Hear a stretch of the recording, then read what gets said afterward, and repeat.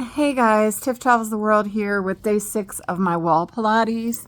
I actually was not doing these because I had company, but I'm back at it. It's difficult to do when you have company because it takes all of your time, and then you're up against the wall, you have to move certain things. The last exercise that I did, see how I'm up against the wall?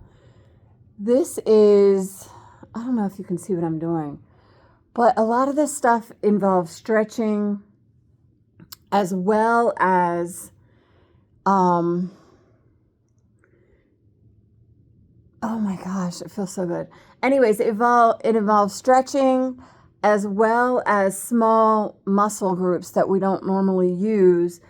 And it seems like it's quite easy. But when you get in these positions, they're not always so easy, trust me. Some of them are just basically like stretches, but I'm not a flexible person. So, even against the wall doing this, side to side, try this, guys. And if you have hips that are tight like I do from spin class, from running, from just not exercising, just do this in itself and you will realize you are not stretching enough.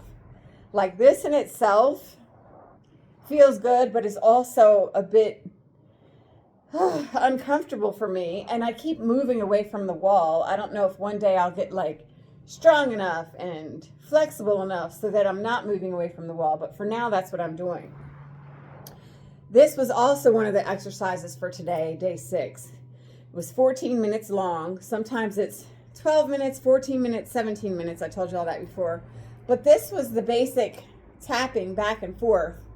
And you're doing it for, say, 30 seconds, 50 seconds, something like that. Guys, I know it looks like it's so simple what I'm doing, but try it. It's not that simple once you start doing it. And you're trying to stay up against this wall. I promise you, it's not, so simple. And then some of it's stretching. Like I sat on my heels. Some people can't even sit on their heels. Trust me. I don't think I used to be able to do this with such ease. But then stretching the arm back and forth, back and forth, back and forth. And this is just one side. So after 30, 40 seconds of that side, you turn around and do the same thing on the other side. So I'm telling you, a lot of this stuff is stretching, and I think it's called small twitch muscles that we don't usually use or we don't usually stretch. And that's the importance of the wall Pilates. So yesterday in yoga, okay, I'm just going to add this little thing in here. But a lot of times you sit cross-legged in yoga, and my hamstrings are so tight. She wanted us to put our foot up on top of our knee, and this leg was flat out for the majority of people. But again, I have hamstring issues. So for you guys that have hamstring tightness, you do spin, you do running, these are all forward motion exercises. You definitely need to work on stretching these muscles. This is Indian style. We used to do this as kids. It was nothing, a no-brainer. Now, sometimes it's uncomfortable. It's uncomfortable for me doing it right now. We used to always do this too, where you would grab your friend, they'd pull your arms back and forth, back and forth. It was so easy and it was fun. You would make a joke of it, who could pull you the furthest and who could push the furthest. And now it's I'm all knotted up under here and everything. And it's I feel like I'm strong when I do my body pump classes and stuff like that. I feel very strong, but the flexibility is horrible. The body afterward is horrible. Guys, we got to get on this throughout our whole lives.